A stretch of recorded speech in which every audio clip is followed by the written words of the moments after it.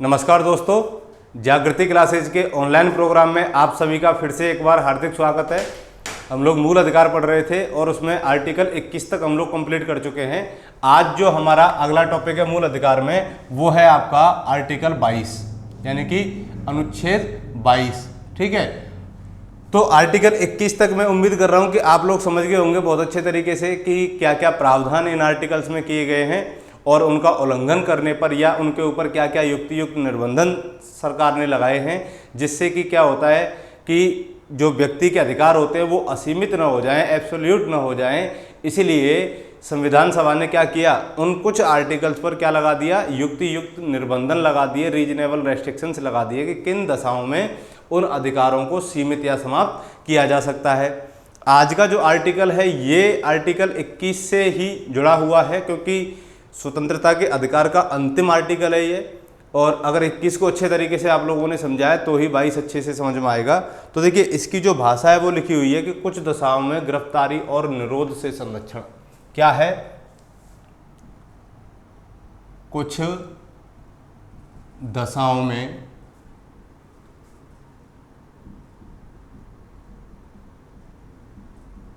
गिरफ्तारी और निरोध से संरक्षण। तो देखो, सबसे पहली बात आती है कि आर्टिकल 22 में ये जो दो वर्ड लिखे हैं, एक तो लिखा है गिरफ्तारी और एक लिखा है निरोध। इनका मतलब क्या है? गिरफ्तारी का मीन्स आप लोग आमतौर पर समझते हो कि अगर किसी व्यक्ति को अरेस्ट कर लिया जाए तो वो किस में आता है? गिरफ्तारी में आता है। लेकिन निरोध का मीन्स क्या होगा, ये चीज़ आपको समझ में एक बार आ जाएगी। कब? जब आप अच्छे तरीके से क्या करोगे, इन चीज़ों को समझोगे। देखिए, पहली चीज़ आपको यहाँ ये देखनी है कि जो निरोध होता है, डिटेंशन इसका मीन्स होता है इंग्लिश में, कि निरोध के अंतर्गत कौन कौन से निरोध आते हैं। तो सबसे पहले तो हमें यही देखना है कि डिटेंशन में अर्थात गिरफ्तारी के अंतर्गत कितने प्रकार की गिरफ्तारियाँ की जा सकती हैं। उसके बाद में इनको विस्तार से चर्चा करेंगे कि आर्टिकल 22(1) में क्या लिखा है, क्योंकि इस एक आर्टिकल के लगभग कितने खंड हैं? 7 खंड हैं। ठीक है, और इन 7 खंडों में से किन खंडों में कौन सी गिरफ्तारी की बात की गई है, ठीक है, इन चीज़ों पर चर्चा करेंगे। अब देखो, पहले तो ये देख लें डिटेंशन होता क्या है, निरोध या गिरफ्तारी होती क्या है। इसका इंग्लिश मीन्स होता है डिटेंशन। देखो, जो निरोध होता है ये 2 प्रकार का होता है। एक तो होता है दंडात्मक निरोध,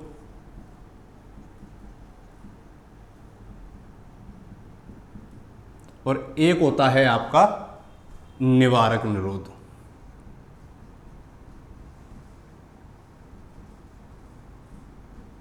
मोटे तौर पर गिरफ्तारियां 2 प्रकार की होती हैं। जो आपका दंडात्मक निरोध होता है, इसको इंग्लिश में बोलते हैं प्यूनिटिव डिटेंशन। क्या बोला जाता है? Punitive detention. और निवारक निरोध को बोला जाता है प्रिवेंटिव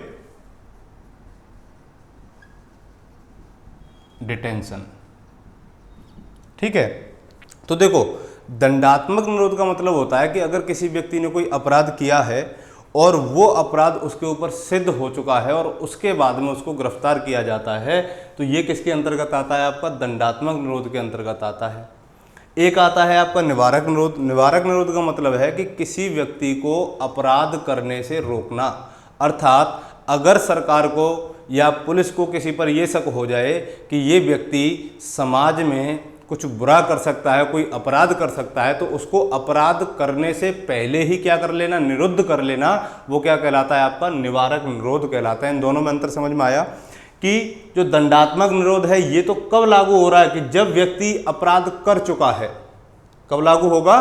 कि जब किसी व्यक्ति ने कोई अपराध कर लिया है और जो प्रोसेस चलती है अपराध की, जो संहिता है आपकी आईपीसी की जो धाराएं हैं, उनके अनुसार जो उसकी प्रक्रिया है कि सबसे पहले पुलिस उसको गिरफ्तार करेगी, एफआईआर होगी उसके नाम की, उसके बाद में कोर्ट में केस चलेगा, फिर कोर्ट क्या करेगा? फैसला देगा। अगर उसने अपराध किया है, साबित हो जाता है, और साबित होने के बाद में जब उसको पुलिस कस्टडी में भेजा जाता है तो वो होगा आपका क्या? दंडात्मक निरोध यानी कि प्यूनिटिव डिटेंशन।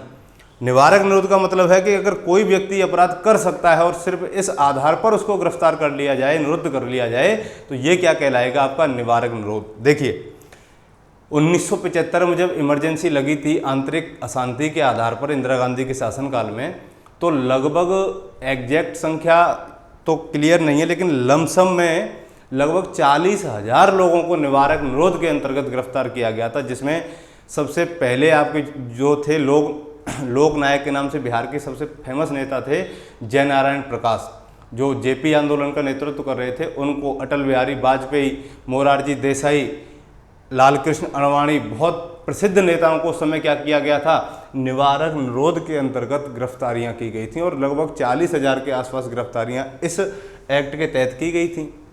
अब निवारक निरोध के तहत कुछ अधिनियम पारित किए सरकार ने, जैसे मीसा एक्ट है, टाडा एक्ट है, पोटा है। तो इस तरीके के जो एक्ट हैं उनमें जो प्रावधान थे उनके आधार पर इनको गिरफ्तारियां की गई और सजाएं दी गई। ठीक है, अब देखो एक एक करके समझ लेते हैं। इसका मतलब हो गया कि किसी व्यक्ति द्वारा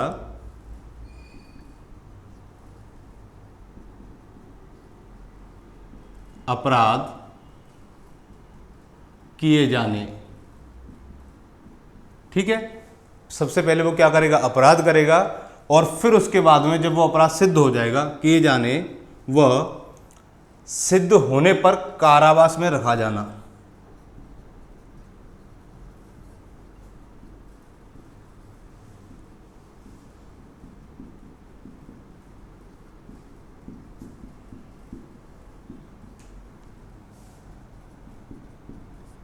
ठीक है, तो दंडात्मक निरोध के अंतर्गत क्या किया जाता है कि कोई व्यक्ति अपराध करे और उसके ऊपर अपराध सिद्ध हो जाए और उसके बाद में उसको कहाँ रखा जाए, कारावास में रखा जाए, जेल में रखा जाए, वो होता है आपका दंडात्मक निरोध।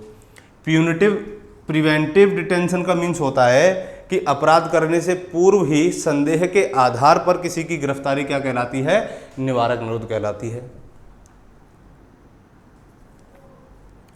अपराध करने से पूर्व संदेह के आधार पर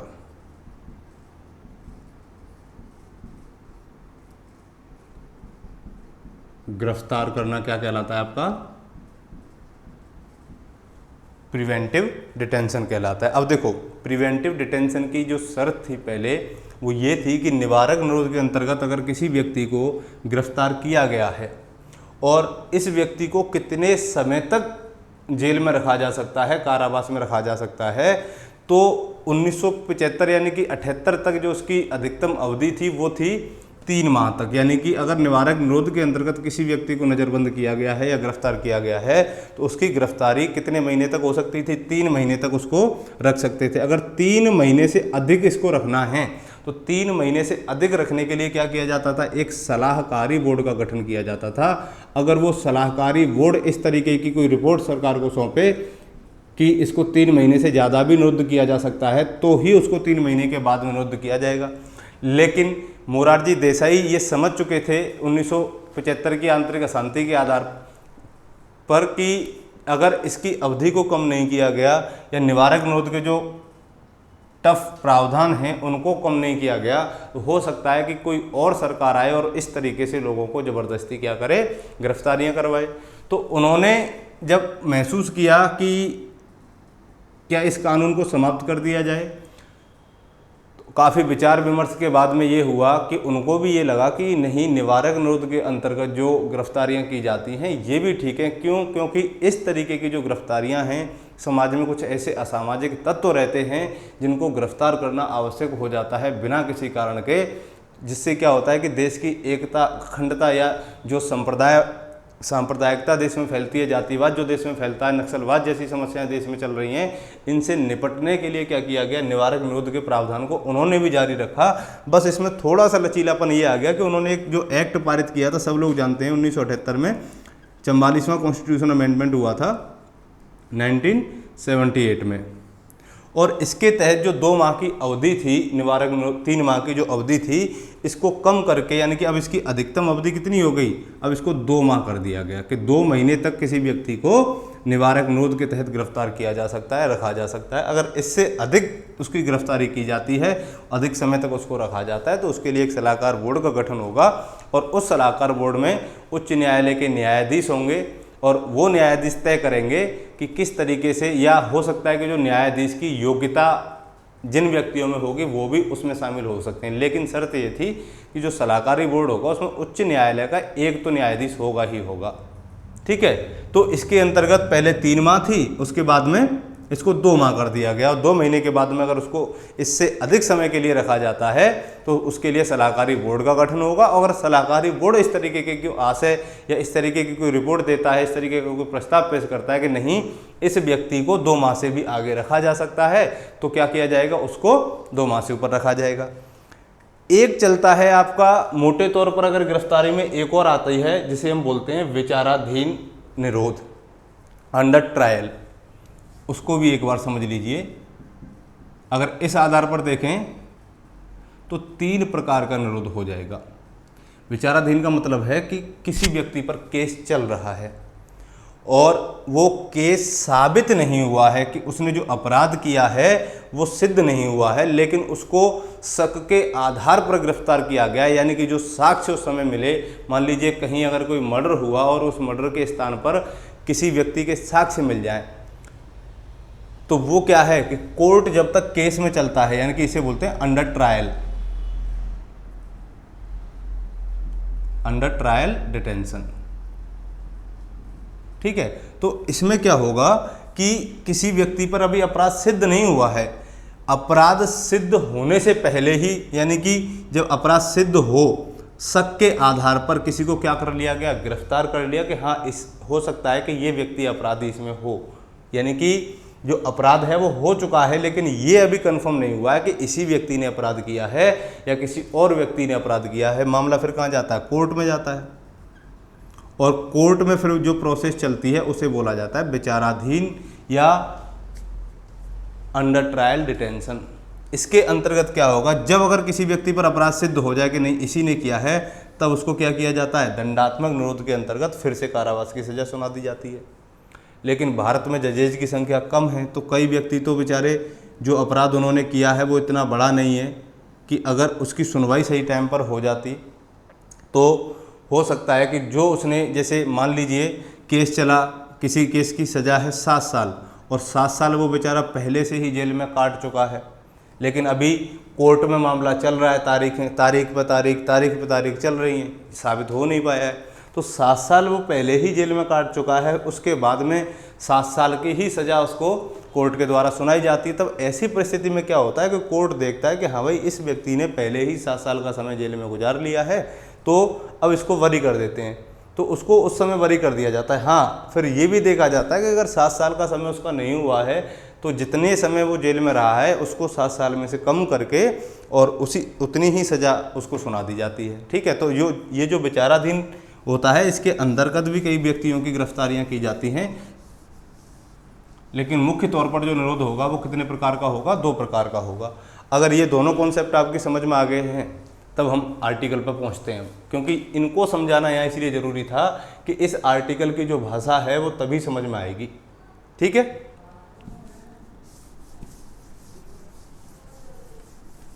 चलिए अब देखो, इस आर्टिकल के 7 खंड हैं और 7 में से जो स्टार्टिंग के 2 खंड हैं इसके 22(1) और 22(2), तो जो 22(1) और 22(2) हैं वो किसी भी व्यक्ति को सामान्य दंड विधि के अधीन अगर गिरफ्तार किया जाता है तो उसके क्या क्या अधिकार होंगे, ये अधिकार उसमें बताए गए हैं। अनुच्छेद 22(1) और अनुच्छेद 22(2), इन दोनों में ये बताया गया है कि यदि किसी व्यक्ति को सामान्य दंड विधि के, देखिए शब्दों को पकड़ना, कि किसी व्यक्ति को, लिख ही देता हूं मैं, किसी व्यक्ति को सामान्य दंड विधि के अधीन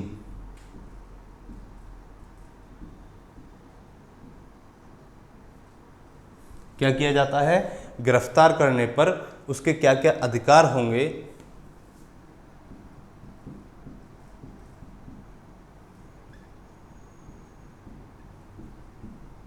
ठीक है, गिरफ्तार करने पर कुछ अधिकार बताए गए हैं, और वो अधिकार कौन कौन से हैं।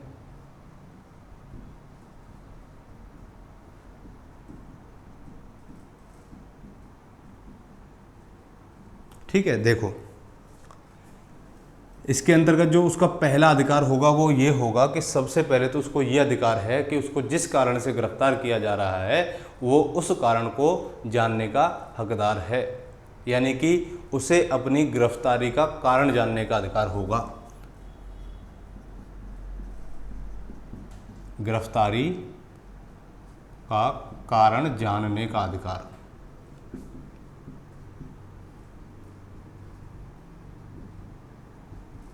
ठीक है, पहला अधिकार। अगर आपको कभी पुलिस अरेस्ट करती है सामान्य दंड विधि के तहत, तो आप क्या कर सकते हो, पुलिस से पूछ सकते हो कि आप जिस वजह से, जिस कारण से मुझे गिरफ्तार कर रहे हैं, मुझे वो कारण बताया जाए। ठीक है, तो ये आपका क्या है, एक मूल अधिकार है और इसे पुलिस तो क्या सरकार भी आपसे नहीं छीन सकती। ठीक है, सीमित कर सकती है कुछ परिस्थितियों में। दूसरा है कि चलिए आपको गिरफ्तार कर लिया गया और गिरफ्तार कर लिया गया, आपका जो मामला चल रहा है वो पुलिस तक सीमित है, तो क्या किया जाएगा कि जो आपका अधिकार है, आप अपनी पसंद के किसी भी वकील से अपना मामला कोर्ट में प्रस्तुत करा सकते हो। ठीक है, दूसरा जो अधिकार होगा कि अपनी रुचि के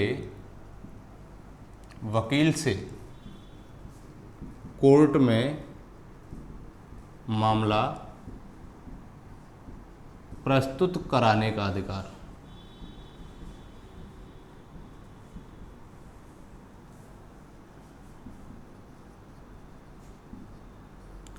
तीसरा है कि अगर पुलिस ने आपको गिरफ्तार कर लिया है तो ये आपका अधिकार है कि पुलिस आपको 24 घंटे के अंदर अंदर किसके समक्ष प्रस्तुत करे, मजिस्ट्रेट के समक्ष प्रस्तुत करे, है ना।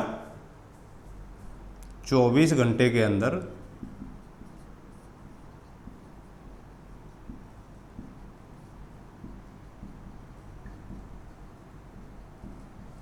मजिस्ट्रेट के समक्ष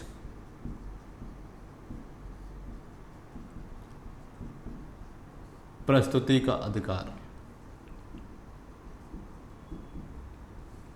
ठीक है, अब देखो ये तीन अधिकार हमें किस आर्टिकल से मिल रहे हैं, आर्टिकल 22(1) और 22(2) से। ठीक है, तो ये कब मिलेंगे, जब किसी व्यक्ति को कौन सी विधि, सामान्य दंड विधि के तहत। याद रखना, अगर किसी व्यक्ति को सामान्य दंड विधि के तहत गिरफ्तार किया जाता है तो उसको ये अधिकार होंगे और वो अपनी गिरफ्तारी का कारण जानने का हकदार है। उसे अपना मामला अपने पसंद के वकील से कोर्ट में पेश कराने का अधिकार है और 24 घंटे के अंदर उसको मजिस्ट्रेट के सामने प्रस्तुत करने का अधिकार है। अब ये जो 24 घंटे की जो अवधि यहाँ दे रखी है, इसको ध्यान से समझना कि ये 24 घंटे कौन से होंगे। ये जो 24 घंटे होंगे आपके दोस्तों, वो होंगे कौन से, कि देखिए कई बार क्या होता है कि जैसे पुलिस ने आपको गिरफ्तार कर लिया, तो जहाँ से पुलिस ने आपको गिरफ्तार किया है वहाँ से और थाने आने तक का समय, और थाने भी आ गए और मान लीजिए किसी दिन कोई छुट्टी पड़ गई कोर्ट की, वो छुट्टी का समय क्या होगा, इस 24 घंटे में काउंट नहीं होगा। तो देखिए यात्रा में जो समय लगता है, यानी कि जहाँ से अरेस्ट किया गया किसी व्यक्ति को, यात्रा में लगने वाला समय,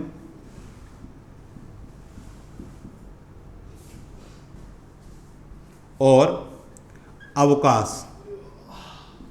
ये क्या होंगे, इसमें शामिल नहीं होंगे। देखो कई बार पुलिस क्या करती है कि जो व्यक्ति ऐसे होते हैं, कई लोग आपने समाज में देखा होगा कि उनको गिरफ्तार नहीं किया गया और उससे पहले ही उनको क्या कर लिया गया, थाने से मतलब बेल पर छोड़ दिया गया। तो कई बार पुलिस भी गुस्से में आ जाती है, तो वो क्या करेगी कि कुछ लोगों को ऐसे समय पर गिरफ्तार करती है जब उसको लगता है कि कोर्ट 2-3 दिन बंद रहेगा। भारत में ऐसा आमतौर पर उत्तर प्रदेश में होता है। ठीक है, तो वहाँ की जो पुलिस है अपने आप में दबंग है। तो किसी व्यक्ति को देखिए, मान लीजिए सैटरडे को गिरफ्तार किया गया और सैटरडे को गिरफ्तार किया तो सैटरडे रात को तोड़ा, संडे को तोड़ा, संडे रात को तोड़ा, फिर मंडे को उसको क्या किया जाता है, कोर्ट में पेश किया जाता है। तो जो छुट्टी का समय रहा सैटरडे संडे का, और उसको घर से ला के और थाने तक लाने का जो समय रहा, वो क्या हो जाएगा, इसमें काउंट नहीं होगा। काउंट कौन सा समय होगा, जब कोर्ट खुल रहा हो और व्यक्ति थाने में पहुंच चुका हो, तो थाने से और कोर्ट के बीच में लगभग 1 दिन के अंदर उसको 24 घंटे के अंदर क्या किया जाए, पेश किया जाए। बस इतना याद रखना कि यात्रा में लगने वाला समय और अवकाश इसमें शामिल नहीं है। अब एक आर्टिकल आता है आपका आर्टिकल 22(3). तो आर्टिकल 22(3) में बताया गया है कि जो 22(1) और 22(2) में जो अधिकार दे रखे हैं, ये जो 3 अधिकार हैं, ये किन लोगों को प्राप्त नहीं होंगे। ठीक है, तो देखिए आगे बढ़ते हैं, मिटा देता हूं मैं इसको।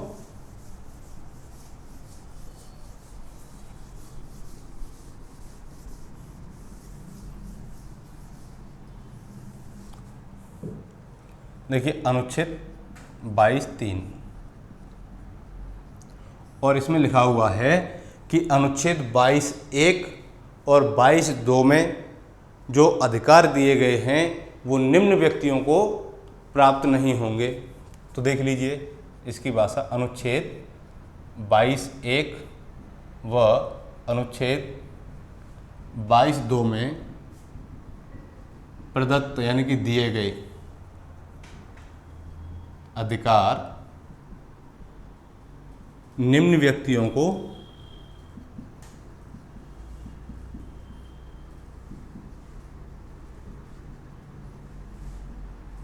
प्राप्त नहीं होंगे। और वो निम्न व्यक्ति कौन कौन है? पहला, अगर भारत का कोई देश ऐसा है जो उसका शत्रु देश है, ठीक है, तो उसको बोला जाता है कि जो उस देश के व्यक्ति होंगे उनको बोला जाएगा शत्रु अन्य देशीय व्यक्ति।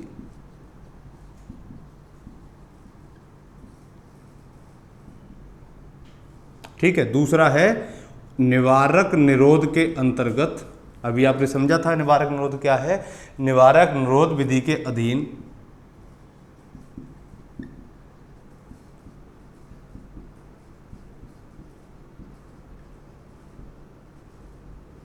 निरुद्ध या गिरफ्तार व्यक्ति,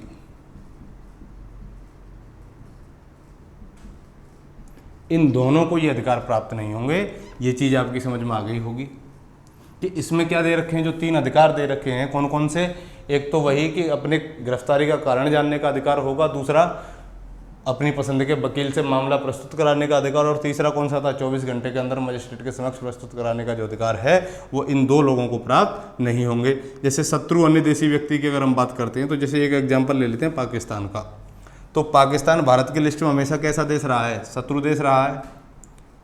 और यहाँ का अगर कोई व्यक्ति यहाँ करके कोई मामला, कोई अपराध ऐसा कर देता है जैसे कसाब ने किया था 2008 में, तो अगर कसाब को भी ये 3 अधिकार दे दिए जाएं कि भाई साहब आप भी अपने पसंद का क्या कर सकते हो, वकील कर सकते हो, आपको क्यों गिरफ्तार किया गया उसका कारण जान सकते हो, और आप भी 24 घंटे के अंदर मजिस्ट्रेट के समक्ष प्रस्तुत हो सकते हो। तो इससे क्या होगा कि जो देश के लोगों की भावना है वो आहत हो जाएगी।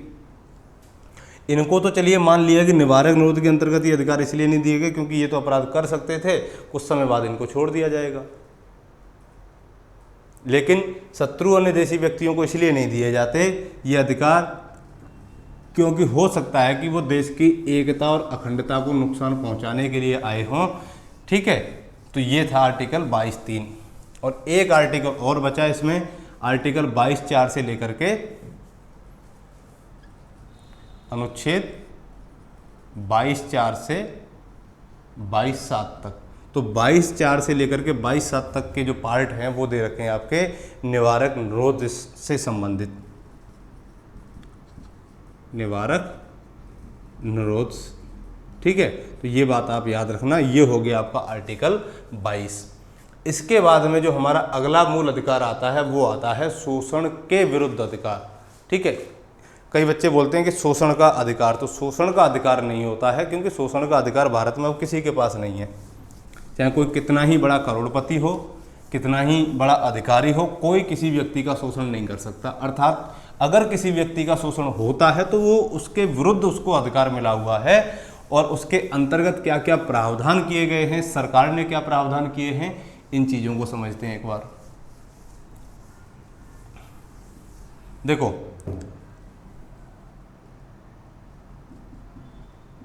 शोषण के विरुद्ध अधिकार,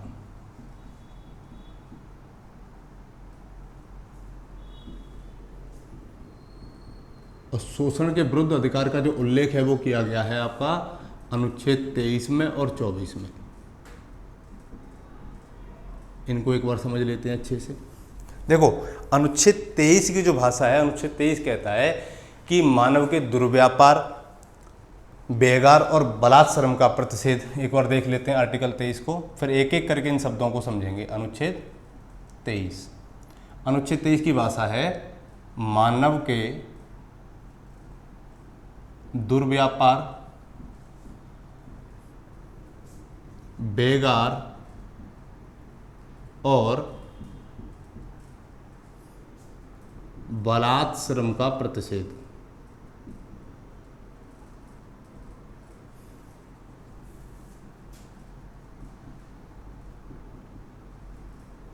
ठीक है, अगर कोई व्यक्ति किसी व्यक्ति के साथ में ऐसा व्यवहार करता है तो इसमें जो भी विधियां दे रखी हैं इस संबंध में, उन विधि के अंतर्गत उसको क्या होगा, दंडनीय अपराध घोषित किया जाएगा।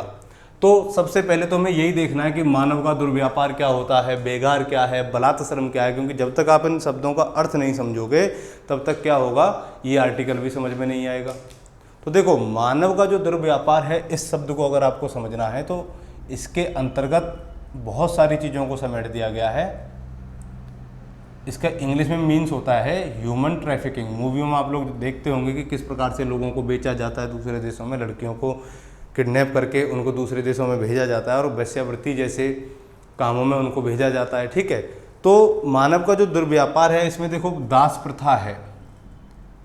प्राचीन काल में अगर हम देखते हैं कि जो दास प्रथा होती थी, जैसे अंग्रेज़ों के टाइम पर अमेरिका में रही है दास प्रथा, भारत में भी दास प्रथा का प्रचलन पहले से प्राचीन समय से मौजूद था। राजस्थान में भी अगर हम लोग देखते हैं तो राजस्थान में भी जो कई राजे महाराजे थे वो क्या करते थे कि जब अपनी पुत्रियों का विवाह करते थे तो उस पुत्री को कुछ दास भी साथ में उसके भेजे जाते थे जो उसकी सेवा में हमेशा तैयार रहते थे। तो जो दास प्रथा है इसको क्या किया गया, समाप्त किया गया। इसके बाद में बेगार आ गई, इसमें बलात् श्रम आ गया। ठीक है, और एक चीज़ और ध्यान रखना कि जो मनुष्यों का क्रय विक्रय यानी कि मनुष्यों की खरीद फरोख्त होती है वो भी किस में आती है, आपकी मानव का दुर्व्यापार, मनुष्य का क्रय विक्रय। और मनुष्य के क्रय विक्रय में ही एक शब्द जोड़ दिया गया कि जो वेश्यावृत्ति है वो किसके अंतर्गत आएगी, इसी के अंतर्गत आएगी। ठीक है, यानी कि स्त्रियों और बच्चों के साथ में जो अनैतिक व्यवहार किए जाते हैं वो किसके अंतर्गत आ गए, इसी के अंतर्गत आ गए। मैं इसी में लिख देता हूँ, स्त्रियों और बच्चों के साथ में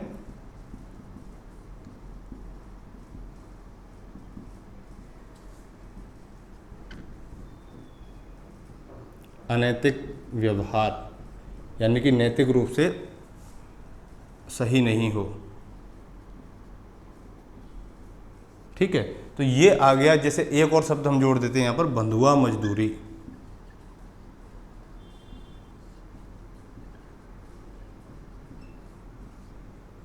तो ये सारी चीज़ें किसके अंतर्गत आती हैं, आप मानव के दुर्व्यापार में। अब इसमें दो शब्द दे रखे हैं आपके, एक तो दे रखा है बेगार और एक दे रखा है बलात् श्रम। बेगार का मतलब होता है कि अगर किसी व्यक्ति को बिना उसका पारिश्रमिक दिए हुए काम करवाना, वो क्या होगा, बेगार हो जाएगा। यानी कि बिना पैसे के, बिना पारिश्रमिक के काम करवाना क्या कहलाता है, आपका बेगार कहलाता है। और बलात् श्रम होता है कि व्यक्ति उस कार्य को करने के लिए इच्छुक नहीं है, अर्थात उसकी इच्छा के बिना उससे या उसकी इच्छा के बिना या उसकी इच्छा के विरुद्ध उससे जो कार्य करवाया जा रहा है वो किस में आ जाएगा, आपका बलात् श्रम में आ जाएगा। यानी कि व्यक्ति की इच्छा के विरुद्ध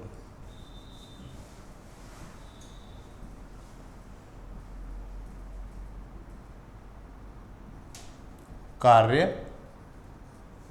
करवाना, ये किसके अंतर्गत आएगा, बलात् श्रम के अंतर्गत आएगा। तो इन शब्दों का मतलब समझ गए आप। अब इसमें हमें यहाँ ध्यान रखना है कि ये किसको दे रखा है, ये अधिकार ये दे रखा है व्यक्तियों को। यानी कि व्यक्ति के अंतर्गत आपके नागरिक भी आ गए और कौन आ गए, देश के व्यक्ति भी आ गए, अन्य देश के व्यक्ति भी आ गए। तो यहाँ एक बात याद रखनी है कि ये जो अधिकार मिला हुआ है किन किन से संरक्षण प्रदान करता है, हम किन किन से हमें बचाता है। तो देखिए, एक तो व्यक्ति के विरुद्ध हमें संरक्षण प्रदान किया है इसने, व्यक्ति के साथ साथ इसने राज्य के लिए संरक्षण प्रदान किया। तो ये जो संरक्षण मिला हुआ है आर्टिकल 23 के तहत, ये व्यक्ति और विरुद्ध के खिलाफ क्या मिला हुआ है, संरक्षण प्राप्त है कि कोई व्यक्ति भी किसी व्यक्ति के साथ में इस तरीके का कार्य नहीं कर सकता और राज्य भी उसके साथ में ऐसा काम नहीं कर सकता। अब इस आधार पर संसद को आर्टिकल 35 के तहत एक शक्ति मिली हुई है, और वो कौन सी शक्ति है कि अगर ऐसा कुछ होता है तो अनुच्छेद 35 सरकार को ये पावर देता है कि वो इस मामले में क्या करे, विधियों का निर्माण करे। तो आर्टिकल 35 मूल अधिकारों से ही संबंधित है। तो इससे किसको शक्ति प्राप्त है, संसद को शक्ति प्राप्त है कि वो अनुच्छेद 23 के अंतर्गत जो भी कार्य किए जा रहे हैं और वो अपराध घोषित किए गए हैं उनके लिए कुछ एक्ट बनाए, कानून बनाए। तो संसद को शक्ति किसके तहत मिली हुई है संदर्भ में, आर्टिकल 35 से मिली हुई है।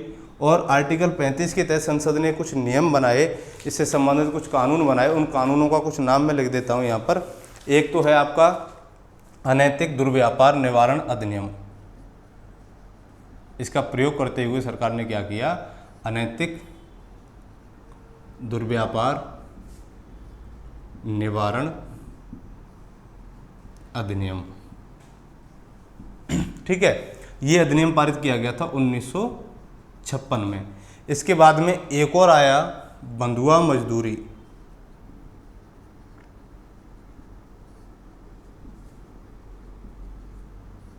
बंधुआ मजदूरी प्रणाली उन्मूलन अधिनियम।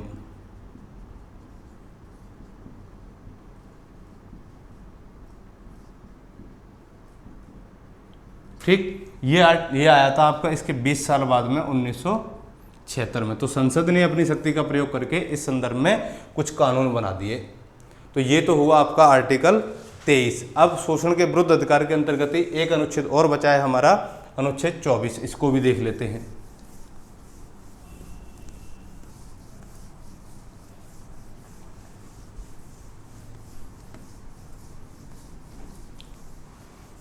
देखिए आर्टिकल 24 क्या कहता है।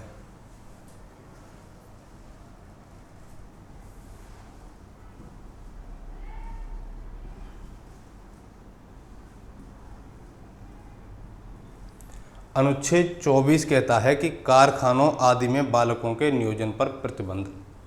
क्या कह रहा है आपका, कारखानों, खानों या परिसंकट में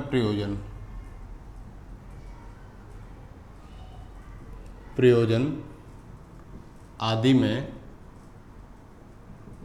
बालकों के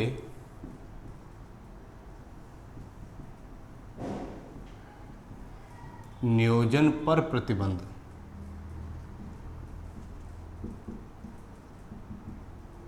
यानी कि अगर कोई व्यक्ति या राज्य 14 वर्ष से कम उम्र के बच्चों से काम करवाता है तो वो क्या माना जाएगा, आर्टिकल 24 के तहत अपराध माना जाएगा और ऐसा अपराध दंडनीय होगा। ठीक है, तो इस आर्टिकल में कितने, यानी कि 14 वर्ष से कम उम्र के बच्चे, 14 वर्ष से कम उम्र के बालक, 3 स्थान बताए हैं इसमें। क्या, कौन कौन से, एक तो कारखानों में काम नहीं करेंगे, दूसरा खानों में काम नहीं करेंगे, चाहे वो कोयले की खान हो, चाहे हीरे की खान हो, चाहे सोने की खान हो। ठीक है, खाने। एक होता है परिसंकट में नियोजन, कि ऐसे काम जो बच्चों की शारीरिक स्थिति के अनुरूप नहीं हैं उनमें बच्चे काम नहीं करेंगे। जो बच्चों के लिए सेंसिटिव होते हैं उनमें बच्चे काम नहीं करेंगे, जैसे पटाखे बनाना, कलर बनाना। तो इस तरीके के जो कारखाने होते हैं, इस तरीके के जो कार्य होते हैं, वो कौन से कार्य कहलाते हैं आपके, परिसंकट में नियोजन कहलाते हैं। तो ऐसे कार्यों में नियोजन का मतलब है नियुक्ति। तो ऐसे कार्यों में उन बच्चों को नियुक्त नहीं किया जाएगा। अगर कोई ऐसा करता है तो वो क्या माना जाएगा, आर्टिकल 24 के तहत दंडनीय अपराध माना जाएगा। अब एक बात आपको यहाँ याद रखनी है कि इस आर्टिकल को शामिल करने के पीछे का जो उद्देश्य रहा सरकार का, संविधान सभा का, वो क्या रहा कि जो कम आयु के बच्चे हैं उनके स्वास्थ्य की और उनके जीवन की रक्षा करना और उनको शोषण से बचाने के लिए है। ठीक है, तो कम उम्र के बच्चों की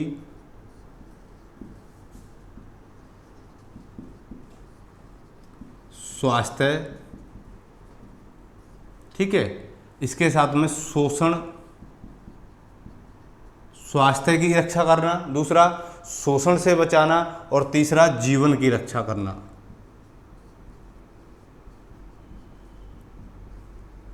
क्या हो गया? सरकार का उद्देश्य हो गया। देखो, आपको अगर आपने डीपीएसपी पढ़े हैं अभी, इससे आगे जो टॉपिक आएगा आपका वो डीपीएसपी का ही आएगा। तो जो नीति निर्देशक तत्व हैं राज्य के, इन डीपीएसपी में आपको एक आर्टिकल दे रखा है अनुच्छेद 39, और अनुच्छेद 39 का एक सब पार्ट है आर्टिकल 39E। इसके तहत राज्य पर यह कर्तव्य आरोपित किया गया है कि वह अपने देशवासियों के स्वास्थ्य, आर्थिक कार्यक्षमता और उनके जीवन की रक्षा करने के लिए या उनको सुरक्षित रखने के लिए इस बात का ध्यान रखेगा कि वो व्यक्ति अपनी आर्थिक आवश्यकता के लिए विवश होकर के कोई ऐसा काम ना करें जो उनकी आयु के अनुरूप नहीं है, उनके स्वास्थ्य के अनुरूप नहीं है। ठीक है, तो इसलिए सरकार ने क्या किया, संविधान सभा ने डीपीएसपी में इस तरीके का प्रावधान जोड़ दिया और सरकार उसके लिए क्या करती रहती है, निरंतर प्रयास करती रहती है। और इसी आधार पर संसद ने क्या किया, कुछ एक्ट पारित किए, और वो एक्ट कौन कौन से पारित किए, यानी कि आर्टिकल 39 क्या बन गया, राज्य के लिए कर्तव्य बन गया। तो उसने अपने कर्तव्य का निर्वहन करते हुए एक अधिनियम पारित किया, भारतीय कारखाना अधिनियम।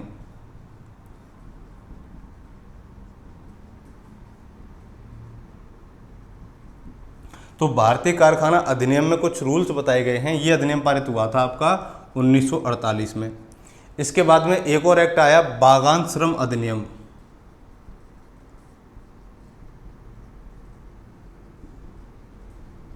बागान श्रम अधिनियम ये आया 1951 में।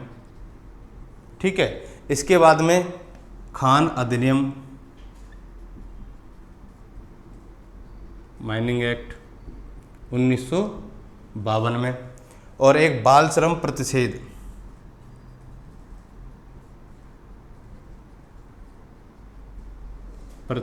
एवं विनियमन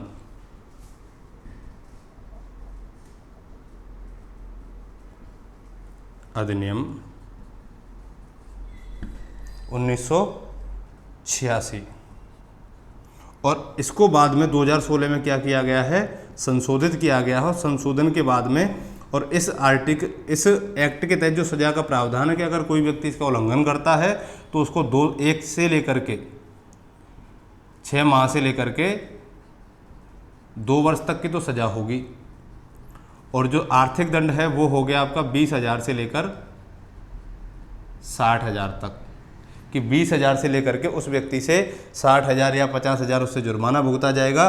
और अगर सरकार को लगे कि उसका जो अपराध है वो और भी ज़्यादा जघन्य अपराध है तो वो इन दोनों को ही दंड के तौर पर उसको दे सकता है। ठीक है, तो ये हुआ आपका आर्टिकल 24। तो शोषण के विरुद्ध जो अधिकार था आपका वो समाप्त हो गया। एक बात बस आपको यहाँ याद रखनी है कि अनुच्छेद 24 ही एकमात्र ऐसा आर्टिकल है जो एब्सोल्यूट है, आत्यंतिक है, अर्थात इस आर्टिकल के ऊपर कोई भी निर्बंधन नहीं लगाए गए हैं, कोई भी युक्तियुक्त निर्बंधन, रीजनेबल रेस्ट्रिक्शंस नहीं लगाए गए हैं। तो देखो, कई सामाजिक संस्थाएं भी ऐसी हैं, एनजीओ जो प्राइवेट स्तर पर काम कर रहे हैं, अपने निजी स्तर पर काम कर रहे हैं। जैसे कैलाश सत्यार्थी का एक एनजीओ है बचपन बचाओ आंदोलन, तो उन्होंने होटलों से, कंपनियों में जो बच्चे काम कर रहे हैं वहाँ से कई सारे ऐसे बच्चों को छुड़ाया है जो क्या करते थे, 14 वर्ष से कम उम्र के बच्चों से काम करवाते थे, और उनको फिर धीरे धीरे स्कूलों में भेजा गया। तो इसके लिए क्या किया गया, कैलाश सत्यार्थी को 2014 में मलाला यूसुफजई के साथ में सामाजिक कार्य करने के लिए नोबेल पुरस्कार से सम्मानित किया गया। ठीक है, तो इस तरीके से जो अच्छे काम करता है उसके लिए तो पुरस्कार है, और जो बच्चों से काम करवाएगा उसके लिए दंड का प्रावधान किया गया, और वो दंड का प्रावधान संसद ने इन एक्ट के तहत प्रतिपादित किया है। तो उम्मीद करता हूं कि ये आर्टिकल आपकी समझ में आ गया होगा। तो अब तक हमारे शोषण के विरुद्ध अधिकार हो गया। अगले वीडियो में हम चर्चा करेंगे कि धार्मिक स्वतंत्रता के अधिकार के अंतर्गत हमारे कौन कौन से राइट्स हैं और उन पर क्या क्या रीजनेबल रेस्ट्रिक्शंस लगाए गए हैं। तब तक के लिए आप मस्त रहिए, व्यस्त रहिए। थैंक यू, धन्यवाद।